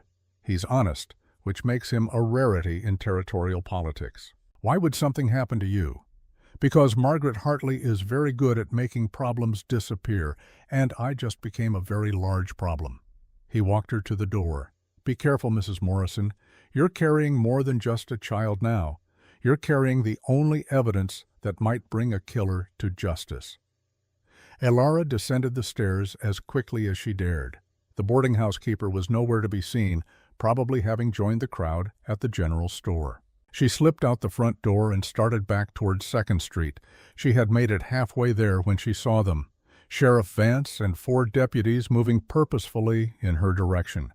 And beside them, elegant even in the cold morning air, walked Margaret Hartley. They had discovered her deception. Elara turned down a side alley, moving as fast as her swollen body would allow. Behind her, she heard Vance shout, "There she is! Don't let her get away!" The alley was narrow and choked with refuse. She stumbled over a broken crate, caught herself against the wall, kept moving. Her breath came in ragged gasps. The baby was a lead weight pulling her down. She emerged onto 3rd Street and nearly collided with Iris, who grabbed her arms to steady her. "They know," Elara gasped. "They're coming. This way." Iris pulled her toward a gap between buildings so narrow they had to turn sideways to fit through. It was dark and smelled of rot and worse things, but it led away from the pursuit. They squeezed through the gap and came out in someone's backyard. A dog barked furiously from inside a nearby shed. Iris led Elara to a low fence and helped her climb over, no easy feat given her condition. Behind them, heavy footsteps echoed in the alley. Vance's voice called out, "Search every building on this block." They ran. Or rather, Iris ran, and Elara stumbled along behind as fast as she could manage. They cut through yards, ducked under clotheslines, circled around barns and outbuildings. The town was a maze if you knew the right paths, and Iris seemed to know them all. Finally, gasping and exhausted, they found themselves behind the saloon where Iris worked. She pushed open a back door and pulled Elara inside. They were in a storage room filled with empty barrels and crates. Iris closed the door and threw the bolt, then turned to Elara. "Did you see Carter?" Elara nodded, too out of breath to speak. "And he'll help. But he needs more evidence, something physical." Before they could discuss it further, they heard the sound of breaking glass from somewhere in the saloon. Men's voices, loud and aggressive. "Search everywhere," Vance's voice. "I want her found." Iris grabbed Elara's hand. "We need to move. Now." She led her through a doorway into the main room of the saloon. It was empty this early in the day, chairs still stacked on tables from the night before. They crossed to the front door, but Iris stopped short. Through the windows, they could see deputies searching the street, going door to door. "We're trapped," Elara whispered. Iris's mind was working frantically. Then her eyes fell on the staircase leading to the 2nd floor, the rooms upstairs. The girls who worked the saloon sometimes used them. One of them, Annie, she owes me a favor. Come on." They climbed the stairs, Elara's legs trembling with exhaustion. The second floor was a long hallway with doors on either side. Iris knocked on the third door. A woman's voice, thick with sleep. "Go away. Annie, it's Iris. I need help." The door opened to reveal a woman in her 30s, dark hair loose around her shoulders, wearing a dressing gown. Her eyes widened when she saw Elara. "What's going on? Sheriff's looking for her. We need a place to hide, just for a little while." Annie hesitated only a moment before stepping aside. "Get in, quick." They entered the small room. It held a bed, a dresser, a washstand. A window looked out over the back alley. Annie closed the door and turned to face them. "I don't know what kind of trouble you're in, but if the sheriff catches me harboring a fugitive, I'll hang alongside you." "I'm not a fugitive," Elara said. "I'm a widow trying to find out who killed my husband." Annie's expression softened slightly. "Daniel Morrison. I heard about that. He was a good man, used to tip well and never got handsy. He was murdered by the same woman who's killed 47 other people in this region, and now she's trying to make sure I can't prove it." Below, they heard boots on the stairs. The deputies were searching the second floor. Under the bed, Annie whispered, "Both of you. Now."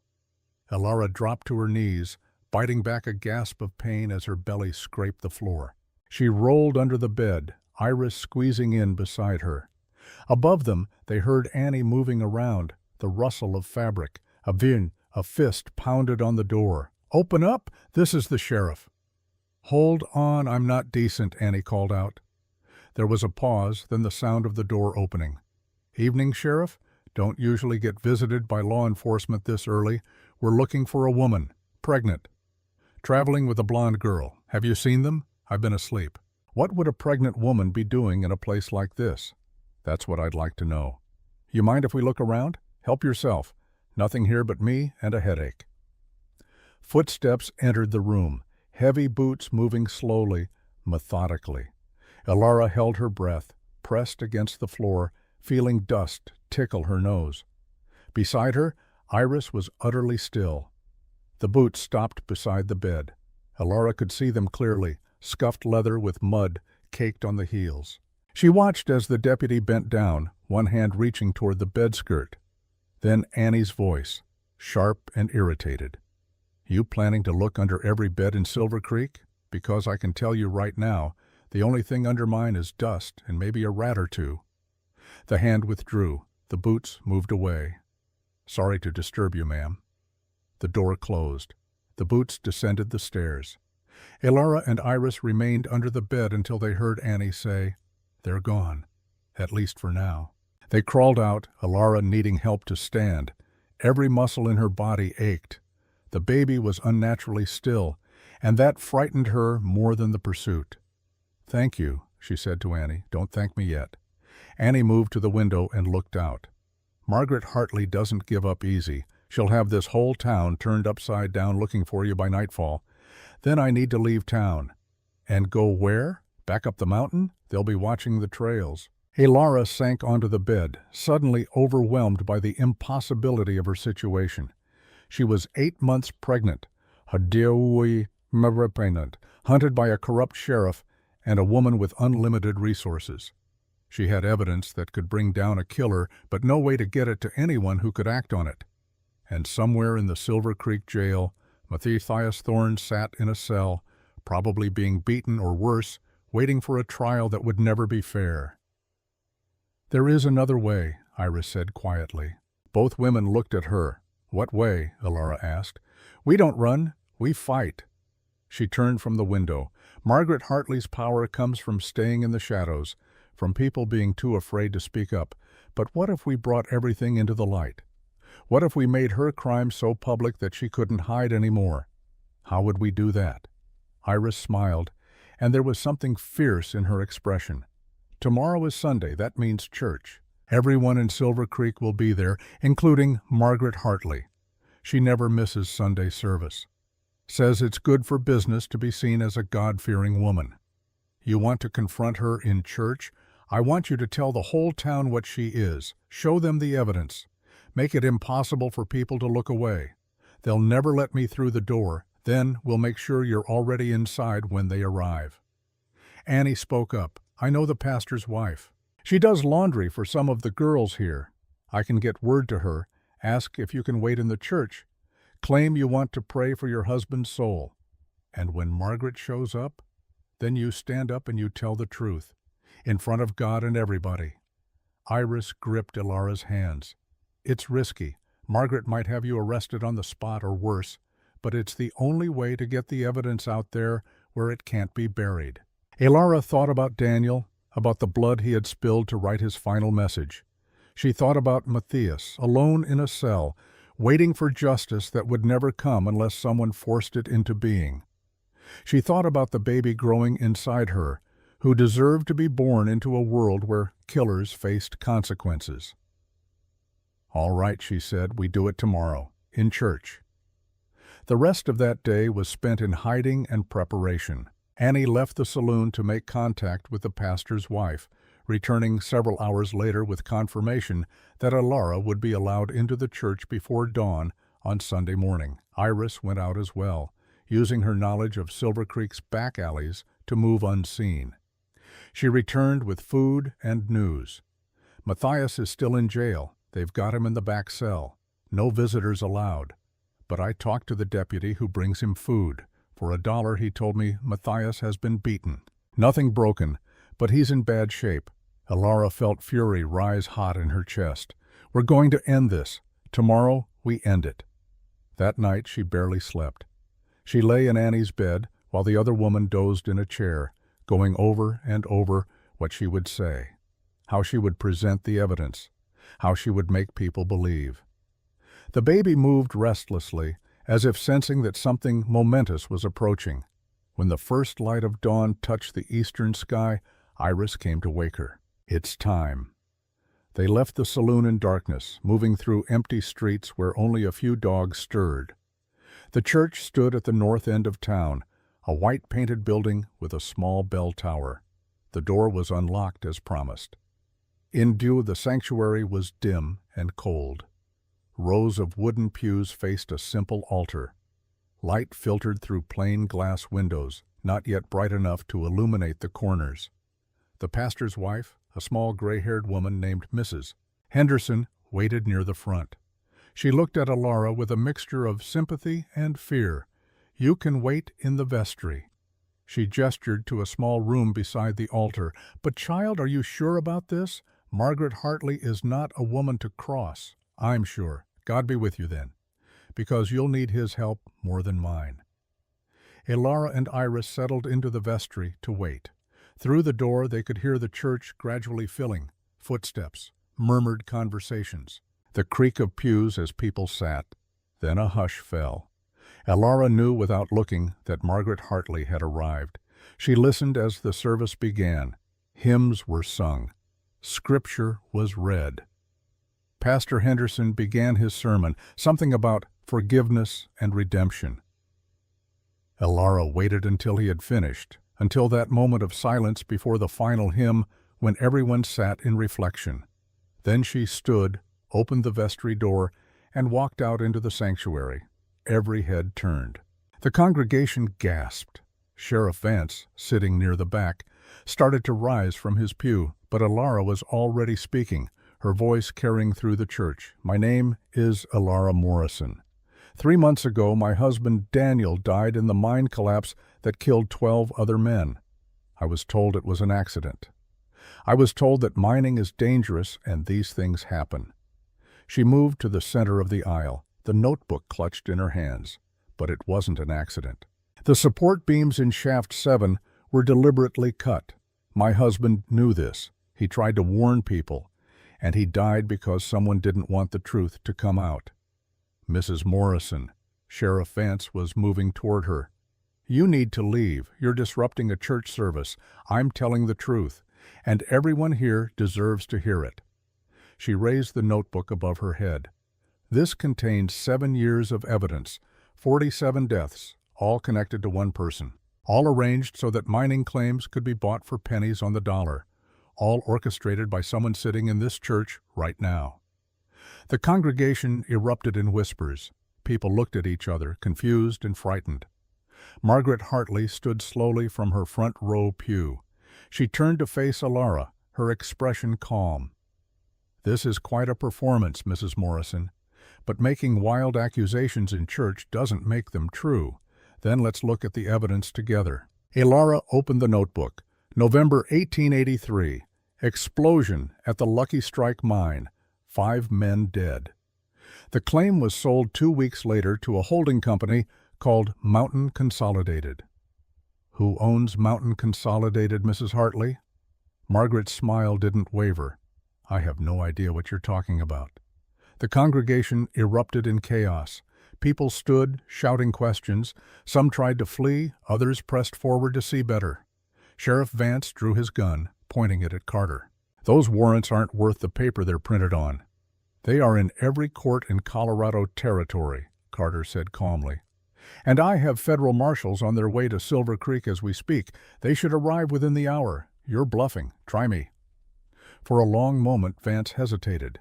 The gun wavered in his hand. Then a voice from the back of the church cut through the tension. "He's not bluffing, Sheriff." Every head turned. Matthias Thorne stood in the doorway, flanked by 2 men Alara did not recognize. Both wore badges that gleamed in the morning light.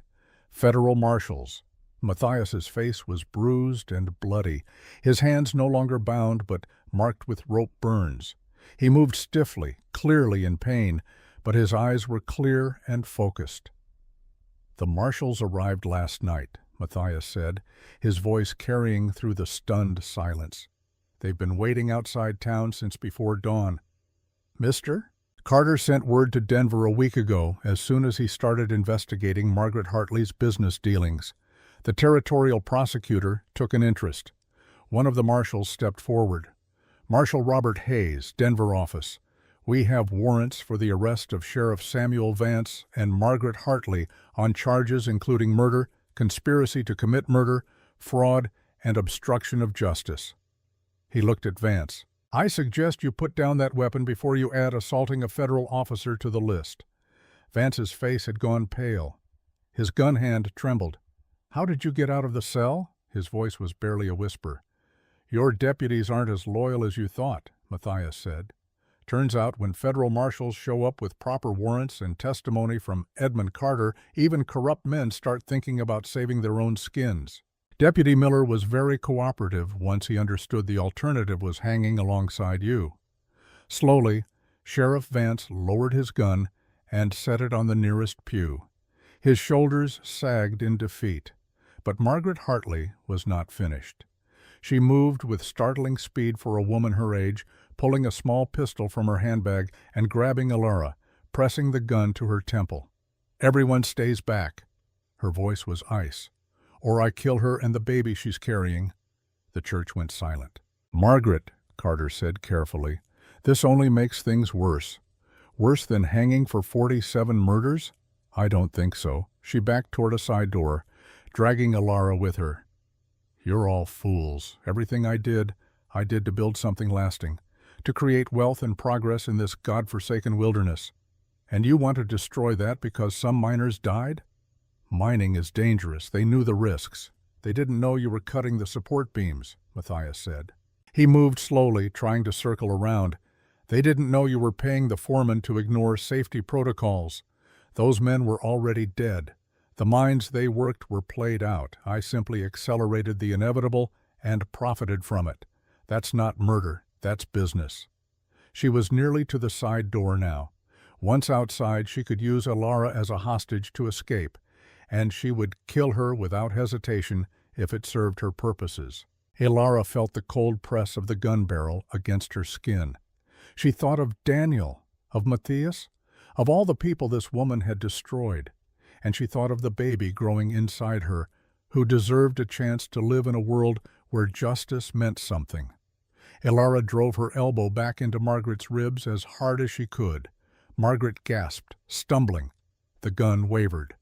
But Margaret recovered faster than Alara expected. She shoved hard, sending Alara sprawling onto the wooden floor of the church.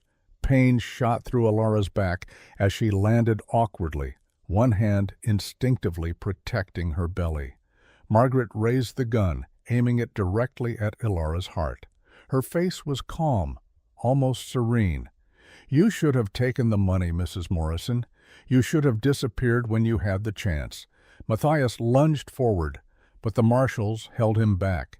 Any sudden movement might cause Margaret to fire. Time seemed to slow. Ilara looked up at the woman who had killed 47 people, who had destroyed families and livelihoods without remorse, who stood now in God's house preparing to commit one final murder. And then a shot rang out. But it did not come from Margaret's pistol. Margaret looked down at her chest, where a red stain was beginning to spread across the fine blue velvet of her dress. Her expression shifted from calm certainty to confusion. She turned slowly, the gun slipping from her fingers. Iris Montgomery stood near the side door of the church, Annie's small derringer smoking in her trembling hand. Tears streamed down her face, cutting tracks through the dust and grime. "I'm sorry," Iris whispered, her voice breaking. "Mother." Margaret's lips curved into a faint smile. "Finally, something you're good at." She took 2 staggering steps toward her daughter, then her legs gave out. She collapsed to the floor, blood pooling beneath her. Matthias broke free and rushed to Ilara, helping her sit up. "Are you hurt? The baby?" "We're fine." Ilara's voice came out shaky. "We're fine." Doc Harris pushed through the crowd and knelt beside Margaret. He checked for a pulse, then looked up at the marshals and shook his head. Margaret Hartley was dead. Iris stood frozen, the gun hanging loose in her hand. Her whole body shook. Annie rushed to her side and gently took the weapon, then wrapped her arms around the younger woman. "You did what you had to do," Annie murmured. "You saved her life." "I killed my mother." Iris's voice was hollow, distant. "You stopped a murderer," Marshal Hayes said firmly, "in defense of an innocent woman. That's not a crime. That's justice." But Iris could not stop shaking. She stared at Margaret's body as if unable to comprehend what she had done. Ilara struggled to her feet with Matthias's help and crossed to where Iris stood. She took the younger woman's hands in her own. "You saved my life," she said quietly. "You saved my daughter's life. Whatever else Margaret Hartley was, she was also a killer, and you stopped her the only way you could." Iris looked at her with eyes full of anguish. "She was still my mother." "I know, and that's a weight you'll carry forever, but you don't have to carry it alone." Slowly, Iris nodded. She let Annie lead her to a pew where she sat heavily, staring at nothing. The church had fallen silent. People stood in shocked clusters, trying to process what they had witnessed. The richest, most powerful woman in Silver Creek lay dead on the floor. The sheriff stood in handcuffs, and a young saloon girl had fired the shot that ended it all. Edmund Carter broke the silence. "Marshal Hayes, I have the evidence you'll need for the prosecution of Sheriff Vance and his deputies. Names, dates, financial records, everything. We'll take it." Hayes gestured to his partner. "Start taking statements from witnesses, everyone who saw what happened here today." As the marshals began organizing the chaos, Matthias led Ilara outside into the clear morning air. She was shaking, though whether from shock or exhaustion or the aftermath of fear, she could not say. He held her while she cried. Not for Margaret Hartley, but for Iris, who would have to live with what she had done. For all the victims whose families would never get their loved ones back. For the baby growing inside her, who had come so close to dying before she ever drew breath. "It's over," Matthias said quietly. "It's finally over." Not quite. Ilara pulled back and looked up at him.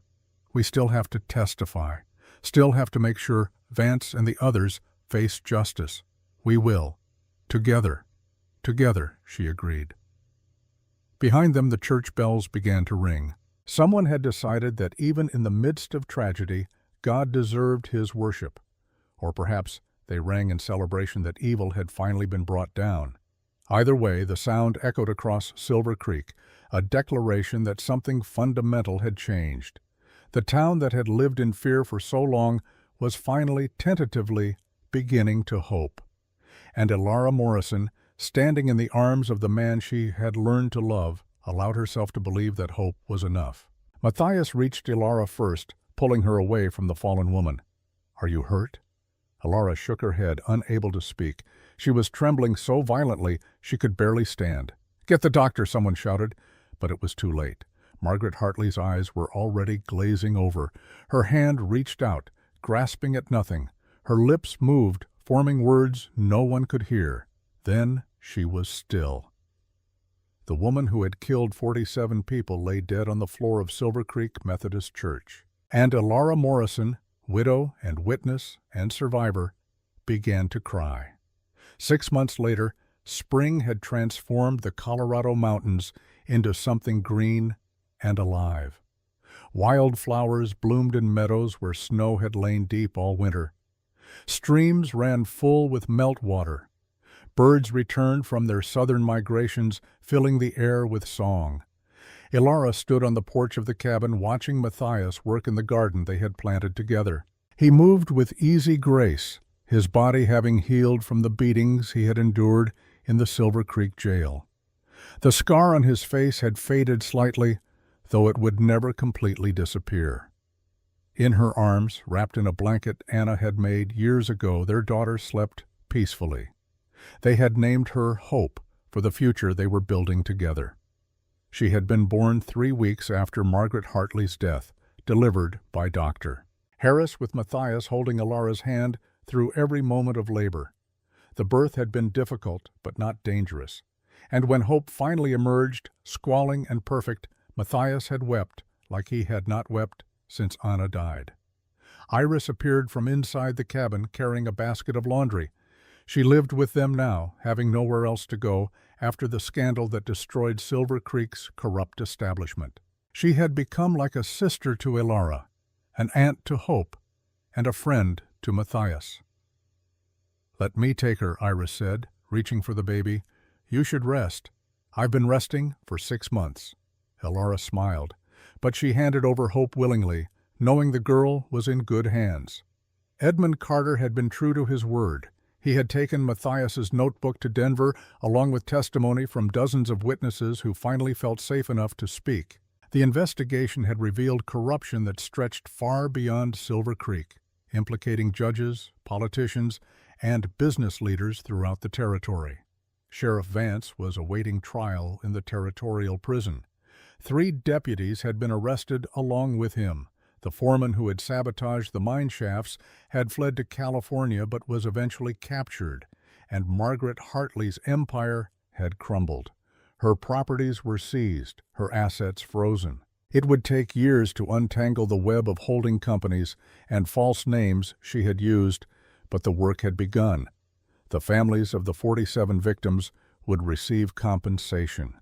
New safety regulations had been implemented in all territorial mines, and Silver Creek, once a town living under the shadow of fear, was slowly learning to breathe free. Matthias climbed the porch steps and sat beside Elara. "The garden's coming along. Should have tomatoes by July. We'll have more vegetables than we know what to do with. We'll preserve them. Make it through next winter." He paused. "Assuming you want to stay through next winter." Elara took his hand. "Where else would I go? You could sell Daniel's shares? They're worth real money now that the mines are operating safely and honestly. You could go anywhere. San Francisco, St. Louis, Boston even. Could, but won't." She leaned her head against his shoulder. "This is home now. Your home." Matthias was quiet for a moment. "I never thought I'd feel this way again. After Anna, after everything, I thought I was done. That the best I could hope for was to survive alone and try not to hurt anyone else. You didn't hurt Anna. And you saved me. You saved Hope. We saved each other." He kissed the top of her head.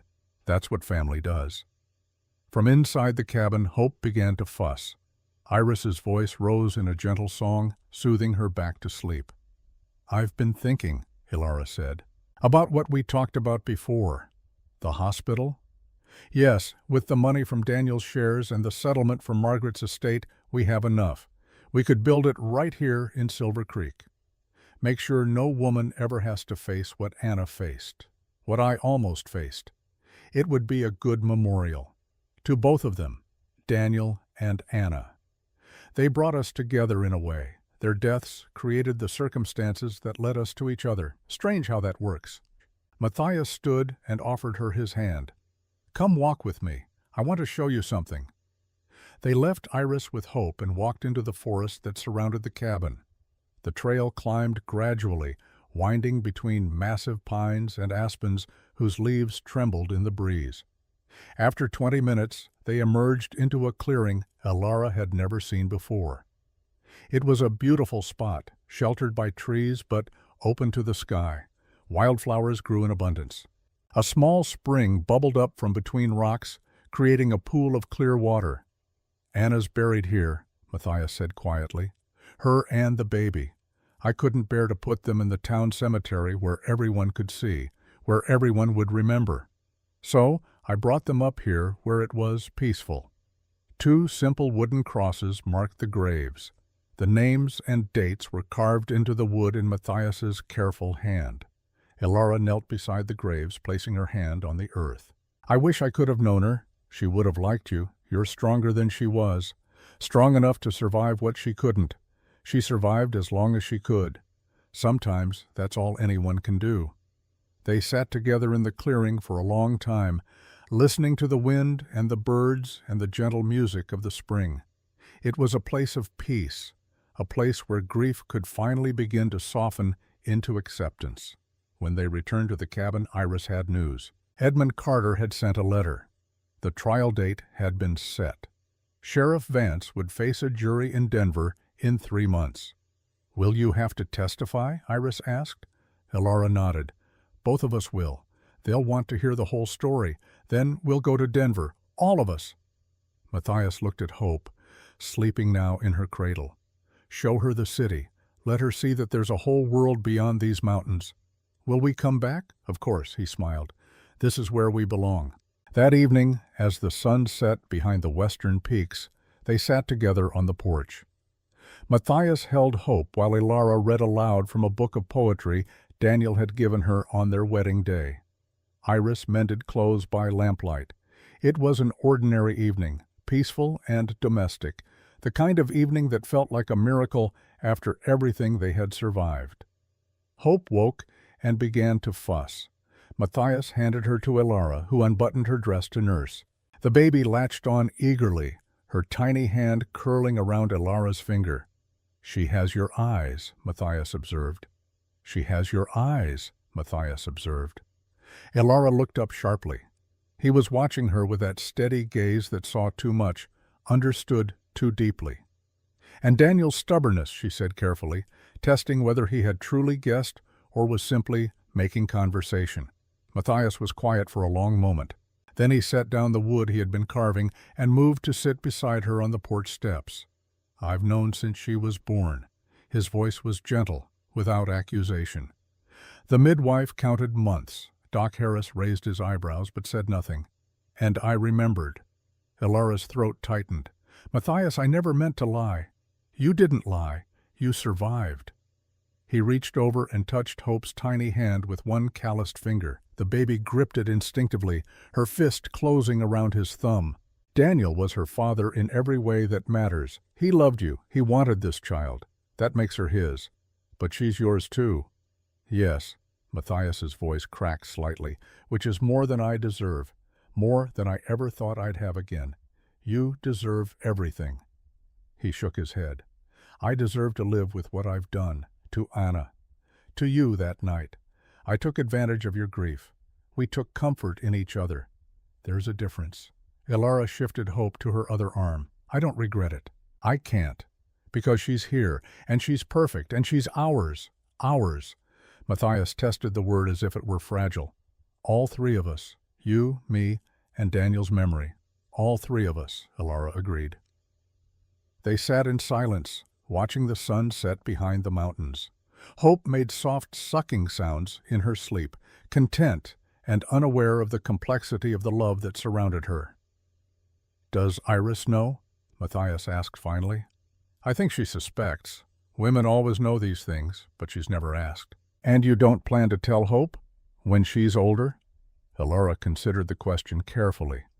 I'll tell her that Daniel Morrison was the man who loved her mother and would have loved her, and that Matthias Thorne is the man who raises her and protects her and teaches her to be strong. She can decide for herself what those things mean. And if she asks who her blood father is, then I'll tell her the truth, that sometimes love comes from unexpected places. That family is built through choice as much as biology, that she was wanted and cherished before she ever drew breath. Matthias leaned over and kissed the top of Hope's head.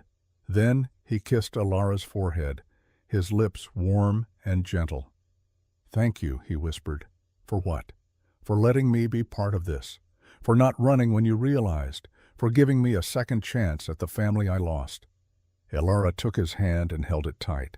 "You gave me a second chance too, at hope, at a future, at believing that good things can still happen after the world falls apart." They sat together as darkness fell, a makeshift family bound by grief and choice and the fierce determination to protect what they had built from the ashes of what they had lost. Inside the cabin, Iris began humming a lullaby. The sound drifted out through the open door, sweet and sad and full of promise. Tomorrow, they would begin plans for the hospital. Tomorrow, they would write letters to Denver about the trial. Tomorrow, they would continue building the life they had fought so hard to claim. But tonight, they simply sat together under the emerging stars, holding the child who represented both their pasts and their future, and let themselves believe that redemption was possible after all. And Daniel's stubbornness. Alara smiled down at her daughter, already so determined to get what she wants. She'll need that. The world doesn't make things easy for women. Then we'll teach her to be strong, to fight for what's right, to never let fear silence her, like her mother. Alara looked up at him, like both her mothers. "Anna taught you that strength matters, that love is worth fighting for, even when it breaks your heart." I'm just continuing what she started. Matthias reached over and took her free hand. "I never thought I'd say this, but I'm grateful for all of it, the pain, the loss, the years alone, because it led me here, to you, to hope, to this, me too, even knowing what it cost, even remembering everyone we lost. I wouldn't change it." As darkness fell, they moved inside. Matthias built up the fire while Iris prepared a simple supper. Hope fell asleep at Alara's breast, milk-drunk and content. Before bed, Alara went to the small desk in the corner and pulled out the journal she had been keeping. Every night, she wrote a letter to Hope to be given to her daughter when she was old enough to understand. Tonight, she wrote, "Dearest Hope, today, your father and I visited the graves of the two people who made our family possible. Anna Thorne, who taught your father that love is precious and fleeting, and Daniel Morrison, who gave me you and the courage to fight for truth.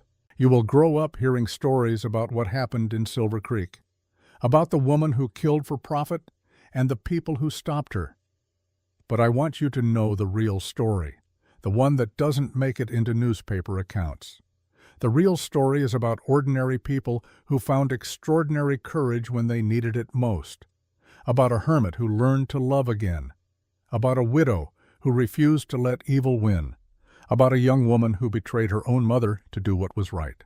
The real story is about how we survived, how we built something beautiful from the ruins of what we lost, how we chose hope over despair, justice over revenge, love over fear. This is your inheritance, my darling girl, not the money from the mines or the land your fathers died for. Your inheritance is the knowledge that one person standing up for truth can change the world. Never forget that, and never stop fighting for what matters. All my love, your mother."